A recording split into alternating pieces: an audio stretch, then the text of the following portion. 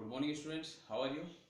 So we were doing our next chapter, that is chapter number second, from trade to territory.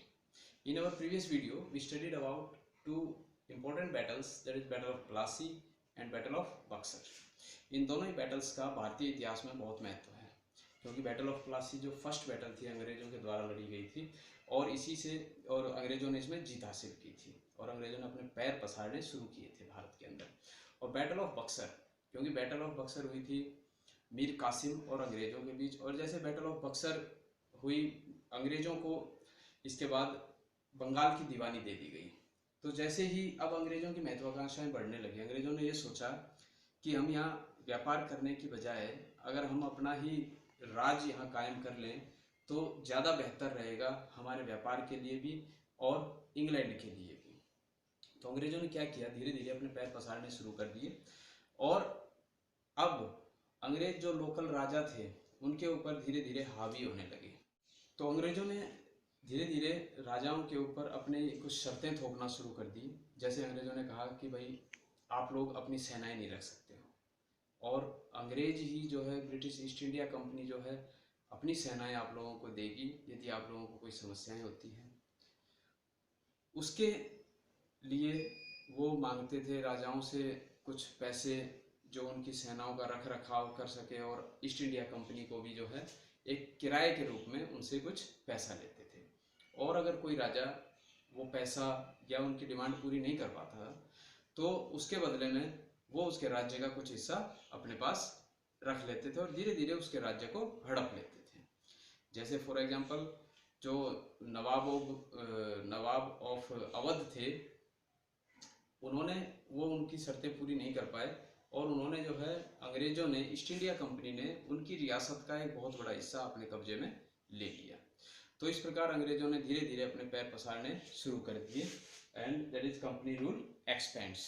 अब इसमें क्या हुआ, पूरी भारत में जैसे हमने बताया आपको कि बंगाल से अंग्रेजों की जो शुरुआत हुई थी बंगाल की लड़ाई के बाद सिराजुद्दौला के और मीर कासिम की, तो अभी एक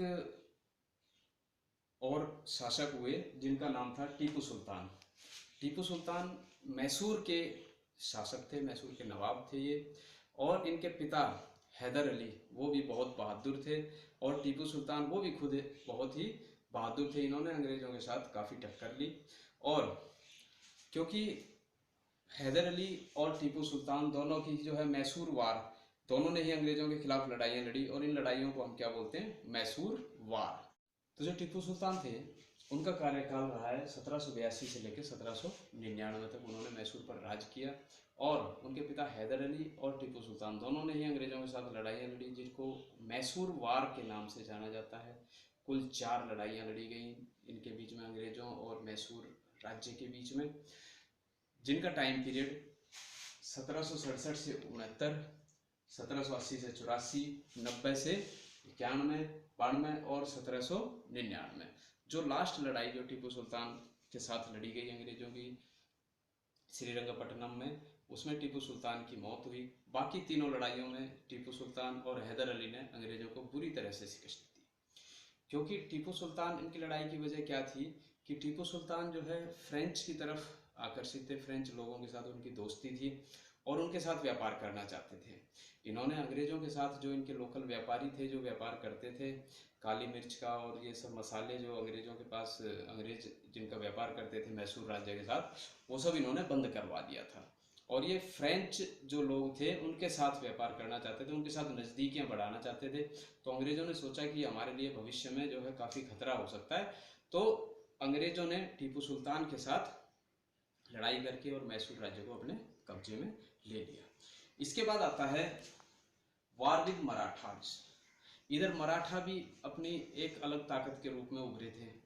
मराठाओं में लेकिन एक कमी क्या थी कि मराठा अलग अलग सिंधिया, होलकर और अलग अलग घरानों में बटे हुए थे, लेकिन सिंधिया, होलकर और ये सब घरानों को इकट्ठा किया और जब मराठों ने एकत्रित होकर अंग्रेजों के साथ वार किया, मराठा के साथ 3 वार हुए हैं जो कि महत्वपूर्ण हैं, 3 मेजर वार्स, एक 1782 में, एक 1803 से 1805 और लास्ट वार जो 1817 से 1819 का जो वार हुआ अंग्रेजों और मराठाओं के बीच, उसमें मराठाओं की बुरी तरह हार हुई और अंग्रेजों ने जो पूरा मराठा प्रदेश था, महाराष्ट्र था, उसके ऊपर भी अपना आधिपत्य कर लिया।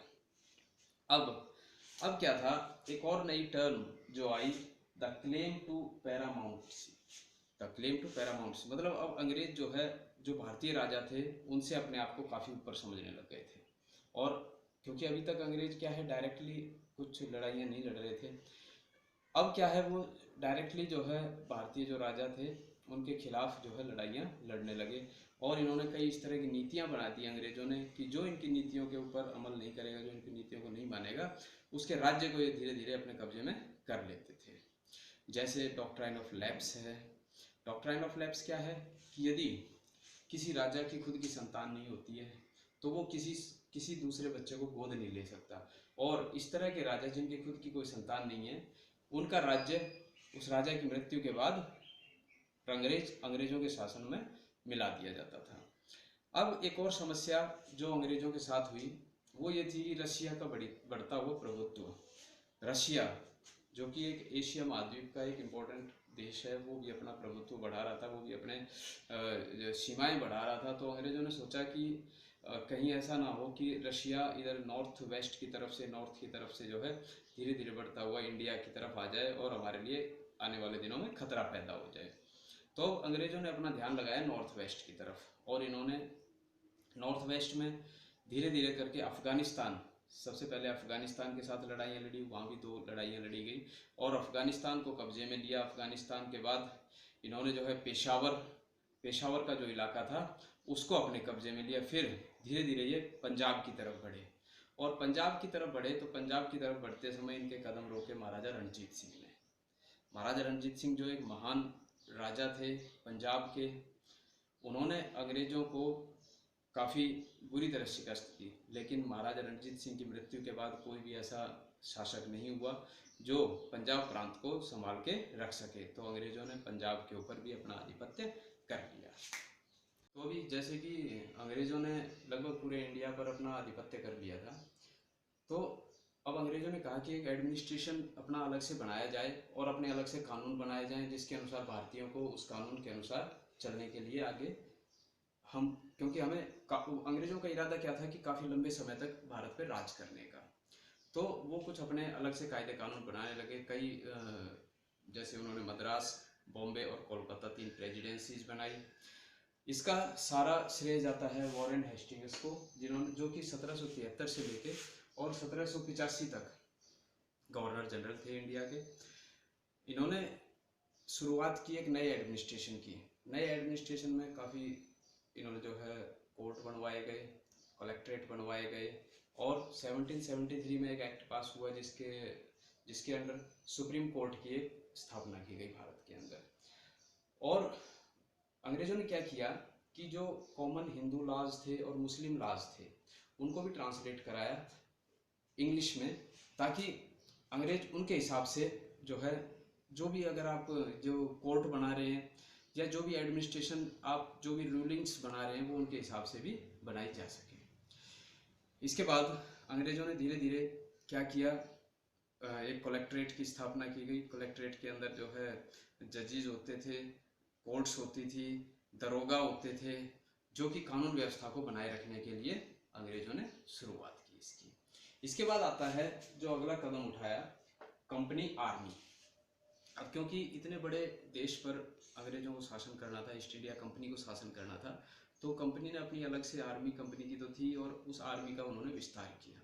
आर्मी का विस्तार करने के लिए ईस्ट इंडिया कंपनी ने क्या किया कि लोकल जो पीजेंट्स थे, किसान थे या लोकल लोग थे, उनको जो है धीरे धीरे भर्ती करना शुरू किया। क्योंकि ईस्ट इंडिया कंपनी तो इंग्लैंड का एक पार्ट थी जो कि इंडिया में आई थी। इसके अलावा जो अंग्रेजी सेना थी वो कई अलग अलग जगह पर भी दूसरे देशों के खिलाफ भी मोर्चे उसने खोल रखे थे, जैसे फ्रेंच के साथ था, इनका चल रहा था, पुर्तगाल के साथ था, तो वहाँ भी सैनिकों की ज़रूरत पड़ती रहती थी।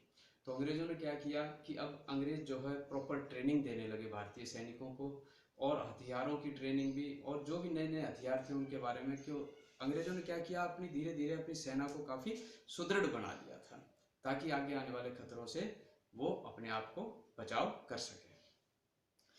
तो इन सब से ये निष्कर्ष निकलता है कि अंग्रेजों ने, जो कि ईस्ट इंडिया कंपनी एक ट्रेड के लिए आई थी, एक व्यापार के लिए आई थी, व्यापार करने के लिए इंडिया में आई थी, उसने किस प्रकार से धीरे धीरे इतना दबदबा अपना कायम कर लिया भारत के ऊपर कि अब वो भारत के ऊपर राज्य करने के लिए तैयार थी, और वो भारत के ऊपर राज्य कर भी रहे थे। तो स्टूडेंट्स, ये सब था आपका from trade to territory chapter से। कुछ इंपॉर्टेंट जो डेट्स हैं मैं आपको क्वेश्चन आंसर्स के साथ भेज दूंगा, उन डेट्स को आप जरूर याद कीजिएगा, आपके आने वाले हाफ ईयरली एग्जाम्स के लिए इम्पोर्टेंट होगी। और साथ ही मैं आपको भेज रहा हूँ क्वेश्चन आंसर्स इस चैप्टर से रिलेटेड, कुछ एक्स्ट्रा क्वेश्चन आंसर्स भी हैं, और कुछ आपके ऑब्जेक्टिव टाइप क्वेश्चंस भी मैं भेजूंगा। इन सभी को आपको अपनी फेयर नोटबुक में लिखना है और उसकी पिक्चर्स मेरे पर्सनल मोबाइल नंबर पर भेजनी है। यदि फिर भी कोई आपको समस्या होती है तो मुझे